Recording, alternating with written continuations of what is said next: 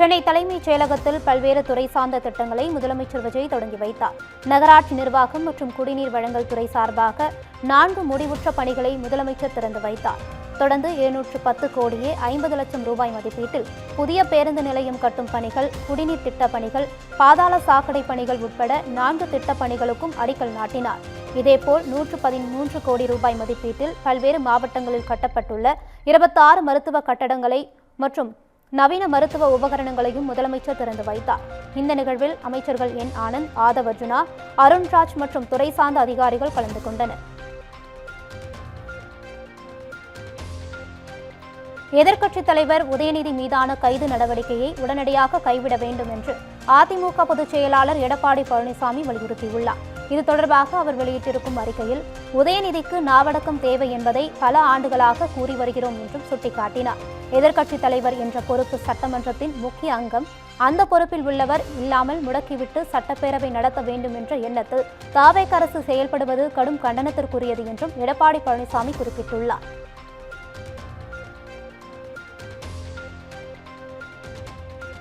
சென்னை நீலாங்கரையில் போலீசார் தாக்கியதில் காயமடைந்த இருவரிடம் திமுக தலைவர் மு.க. ஸ்டாலின் செல்போன் மூலம் நலம் விசாரித்தார்.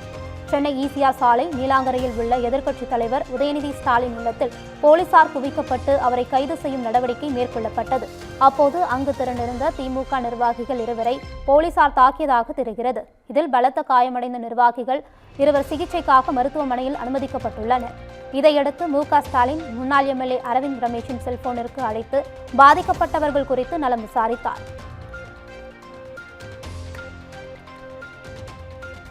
எதிர்க்கட்சித் தலைவர் உதயநிதி ஸ்டாலின் கைது செய்யப்பட்டதை கண்டித்து சென்னை ஆதம்பாக்கத்தில் சாலை மறியல் போராட்டத்தில் ஈடுபட்ட திமுகவினர் 100க்கும் மேற்பட்டோரை போலீசார் கைது செய்தனர். இந்த போராட்டத்தில் முதல்வருக்கு எதிராக நிர்வாகிகள் கோஷங்கள் எழுப்பியும், திமுக எதிர்க்கட்சித் தலைவர் உதயநிதியை விடுவிக்க வலியுறுத்தியும் கோஷங்கள் எழுப்பினர். அதனைத் தொடர்ந்து திமுக நிர்வாகிகளை கைது செய்த போலீசார் தனியார் மண்டபத்தில் அடைத்தனர். இதனால் அப்பகுதியில் சிறிது நேரம் பரபரப்பு ஏற்பட்டது. தஞ்சையில் நடைபெற்ற திமுக ஆர்ப்பாட்டத்தில் இரட்டை அர்த்தத்தில் பேசிய புகாரில் கைது செய்யப்பட்ட எதிர்க்கட்சித் தலைவர் உதயநிதி ஸ்டாலின் விடுவிக்கப்பட்டார். அவர் மீது பெண்களுக்கு எதிரான வன்கொடுமை உள்ளிட்ட 9 பிரிவுகளில் வழக்கு பதிவு செய்யப்பட்டது. இதனைத் தொடர்ந்து சென்னை நீலாங்கரை வீட்டில் உதயநிதி கைது செய்யப்பட்டார். இது தொடர்பாக திமுகவினர் நீதிமன்றத்தை நாடியதில் உதயநிதியை கைது செய்யக்கூடாது என்றும் இன்றே விடுதலை செய்ய வேண்டும் என்றும் நீதிபதி இளந்தரையன் உத்தரவிட்டார். இந்த நிலையில் விசாரணைக்காக தஞ்சை அழைத்து செல்லப்பட்ட உதயநிதியிடம் செங்கிப்பட்டி காவல் நிலையத்தில் விசாரணை நடத்தப்பட்டது. இதனைத் தொடர்ந்து உதயநிதி ஸ்டாலின் ஜாமீனில் விடுவிக்கப்பட்டார்.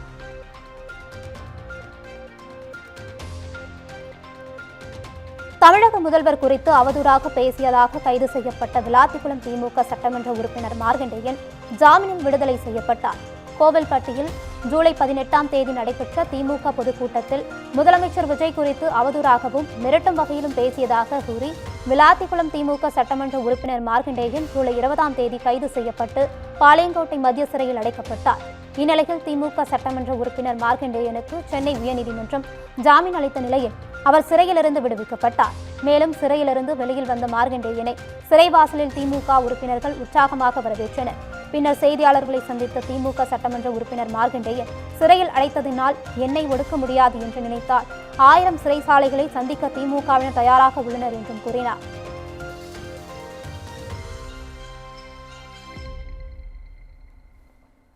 திமுகவினர் சமூக ஒழுங்கை சீர்குலைத்து பொது அமைதிக்கு குந்தகம் விளைவித்தால் சட்டம் தன் கடமையை செய்யும் என அமைச்சர் ராஜ்மோகன் எச்சரித்துள்ளார். இதுகுறித்து அவர் சமூக வலைதளத்தில் வெளியிட்டுள்ள பதிவில், மக்களுக்கு இடையூறாக சாலை மறியல் செய்ய வேண்டாம் என கூறிய இருசக்கர வாகன ஓட்டியை திமுகவினர் சரமாரியாக தாக்கும் காட்சி அதிர்ச்சி அளிக்கிறது என்று குறிப்பிட்டுள்ளார். மேலும் பேச்சில் வன்கொடுமையும் செயலில் வன்முறையும் மிகவும் மோசமானது என்றும், இவர்களின் அச்சுறுத்தல் காரணமாக பொதுமக்கள், பெண்கள், வியாபாரிகள் பாதிக்கப்படுகிறார்கள் என்றும் அவர் தெரிவித்துள்ளார். சமூக ஒழுங்கை சீர்குலைத்து பொது அமைதிக்கு குந்தகம் விளைவித்தால் சட்டம் தன் கடமையை செய்யும் என்றும் அமைச்சர் ராஜ்மோகன் எச்சரித்துள்ளார்.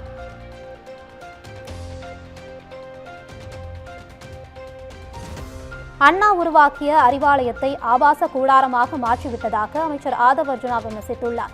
தமிழக பொதுப்பணித்துறை மற்றும் விளையாட்டு மேம்பாட்டுத்துறை அமைச்சர் ஆதவ் அர்ஜுனா வெளியிட்டுள்ள எக்ஸ் தள பதிவில், பேரறிஞர் அண்ணா தனது தமிழ் புலமையால் கட்டி எழுப்பிய இயக்கத்தை தனது ஆபாச மொழியாலும் இரட்டை அர்த்த பேச்சுகளாலும் உதயநிதி அழித்து வருவதாக விமர்சித்துள்ளார்.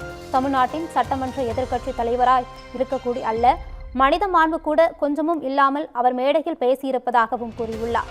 இது பெண்கள் பற்றி அவர் கொண்டிருக்கும் வக்கிர சிந்தனையை வெளிப்படுத்துவதாகவும் கடுமையாக விமர்சித்துள்ளார்.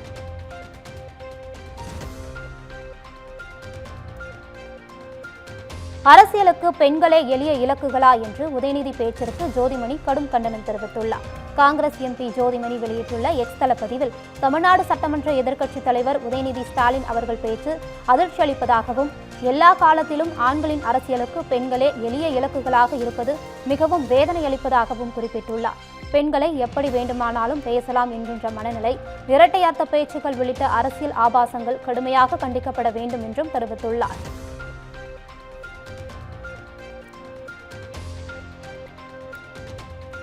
ஒவ்வொரு மாநிலத்தில் உள்ளவர்களும் அவர்களது உரிமையை வலியுறுத்த முழு உரிமை உள்ளதாக மக்களவை எதிர்க்கட்சித் தலைவர் ராகுல் காந்தி தெரிவித்துள்ளார்.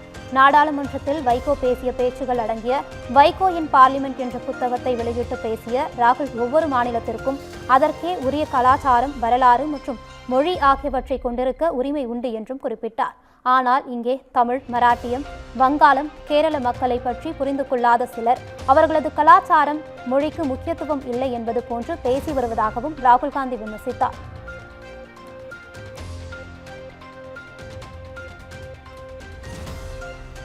கரூர் அருகே தாயாரின் அஸ்தியை கரைப்பதற்காக காவிரி ஆற்றிற்கு சென்ற மகன்கள் உட்பட 3 பேர் புதை மணலில் சிக்கி பரிதாபமாக உயிரிழந்தனர். நரசிம்மபுரத்தை சேர்ந்த சுரேஷ் மற்றும் அருணின் தாயார் தேவகி கடந்த 3ஆம் தேதி உயிரிழந்தார். இந்த நிலையில் சுரேஷ், அருணன் மற்றும் உறவினர் சீனிவாசன் ஆகியோர் காவிரி ஆற்றில் தாயாரின் அஸ்தியை கரைத்துவிட்டு மூவரும் ஆற்றில் குளித்துள்ளனர். அப்போது புதைமணலில் சிக்கி உயிருக்கு போராடிய அவர்களை மீட்ட பொதுமக்கள் மருத்துவமனையில் அனுமதித்த நிலையில் அங்கு சிகிச்சை பலனின்றி உயிரிழந்தனர்.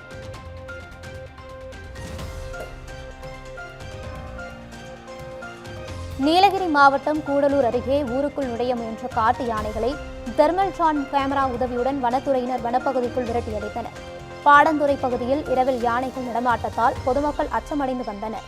இந்நிலையில் இரவிலும் யானைகள் நடமாட்டத்தை துல்லியமாக கண்டறியும் தெர்மல் ட்ரோன் கேமரா மூலம் யானை கூட்டத்தை கண்டறிந்த வனத்துறையினர் அவற்றை வனப்பகுதிக்குள் விரட்டியடித்தனர். இதையடுத்து யானைகள் நடமாட்டம் உள்ள பகுதிகளில் அதிகாலை மற்றும் இரவு நேரங்களில் பொதுமக்கள் வெளியே வருவதை தவிர்க்க வேண்டும் என்று வனத்துறையினர் அறிவுறுத்தியுள்ளனர்.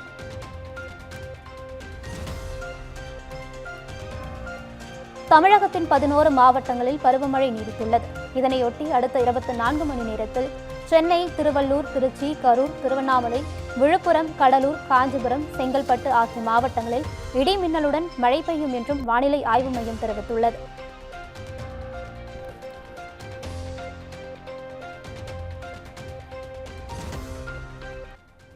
தாய்லாந்தின் பூக்கத் தீவிலிருந்து டெல்லி நோக்கி வந்த ஏர் இந்தியா விமானம் நடுவானில் வானிலை மாறியதால் குலுங்கியது. விமானம் கட்டுப்பாட்டை இழந்து 300 அடி உயரம் குறைந்து தாறுமாறாக பறந்ததால் பயணிகள் தங்கள் இருக்கைகளை விட்டு கீழே விழுந்தனர். இதில் 12 பேருக்கு காயம் ஏற்பட்டது. டெல்லி விமான நிலையத்திற்கு தகவல் தெரிவிக்கப்பட்டதை அடுத்து விமானம் அவசரமாக தரையிறக்க அனுமதி அளிக்கப்பட்டது. விமானத்தில் இருந்த 136 பயணிகளும் பத்திரமாக இறக்கிவிடப்பட்டனர்.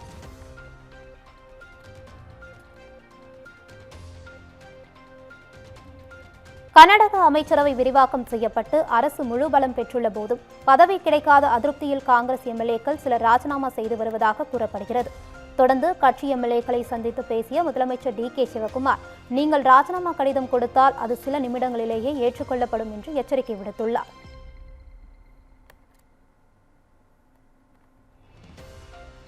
உலக அளவில் ஆப்பிள் ஆப் ஸ்டோரில் இருந்து டெலகிராம் செயலி சில மணி நேரம் நீக்கம் செய்யப்பட்டது. பிரபல குறுஞ்செய்தி செயலியான டெலகிராம் உலகளவில் பல கோடி மக்களால் பயன்படுத்தப்படுகின்றது. இந்நிலையில் இந்த செயலி ஆப்பிள் நிறுவனத்தின் ஆப் ஸ்டோரிலிருந்து காலையில் திடீரென நீக்கப்பட்டது. இந்த அதிரடி நடவடிக்கை உலகளாவிய தொழில்நுட்ப உலகில் பெரும் பரபரப்பை ஏற்படுத்திய நிலையில் சில மணி நேரத்திற்கு பின்னர் டெலகிராம் செயலி மீண்டும் ஆப்பிள் ஆப் ஸ்டோரில் சேர்க்கப்பட்டது. மேலும் டெலகிராமில் விதிமுறைகளை மீறும் வகையில் சில தடை செய்யப்பட்ட உள்ளடக்கங்கள் கண்டறியப்பட்டதாக ஆப்பிள் தரப்பில் தெரிவிக்கப்பட்ட நிலையில் டெலகிராம் நிறுவனம் தனது தளத்தில் இருந்த தடை செய்யப்பட்ட உள்ளடக்கங்களை நீக்கியதால் டெலகிராம் செயலி மீண்டும் சேர்க்கப்பட்டது.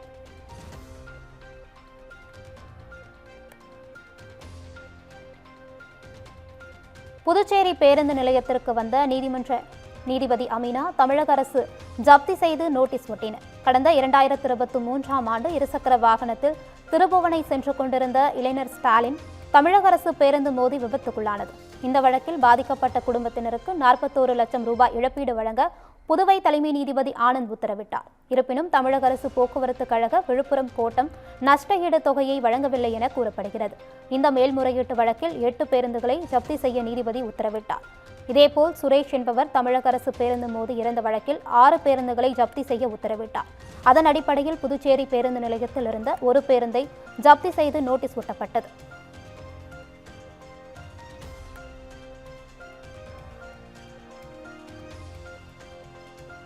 கிளாஸ்கோ காமன்வெல்த் விளையாட்டுப் போட்டிகளில் தங்கப்பதக்கம் வென்ற இந்திய குத்துச்சண்டை அணியினரை மத்திய விளையாட்டுத்துறை அமைச்சர் மன்சுக் மாண்டவியா பாராட்டினார்.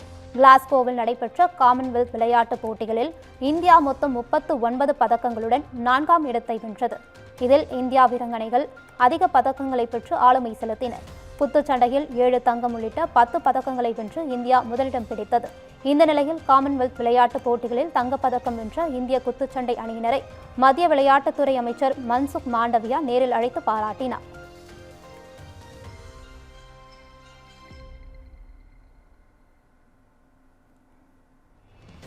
உதயநிதி ஸ்டாலின் கைது செய்யப்பட்டதை கண்டித்து டெல்லி நாடாளுமன்ற வளாகத்தில் திமுக எம்பிக்கள் போராட்டத்தில் ஈடுபட்டதால் பரபரப்பு ஏற்பட்டது. நீலாங்கரையில் உள்ள அவரது இல்லத்தில் வைத்து உதயநிதி ஸ்டாலினை போலீசார் கைது செய்தனர்.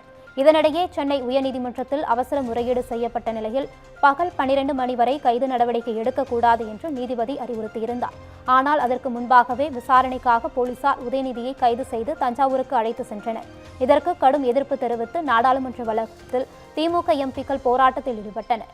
டி.ஆர். பாலு, ஆர். ராசா, தமிழச்சி தங்கபாண்டியன் உள்ளிட்டோர் கண்டன முழக்கங்களை எழுப்பினர்.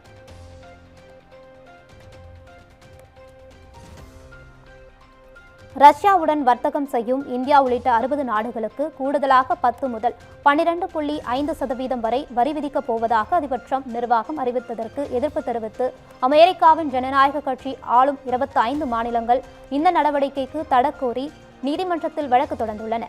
இதனால் மேலும் ஒரு சட்ட ரீதியான யுத்தம் நடத்த வெள்ளை மாளிகை தயாராகி வருகிறது.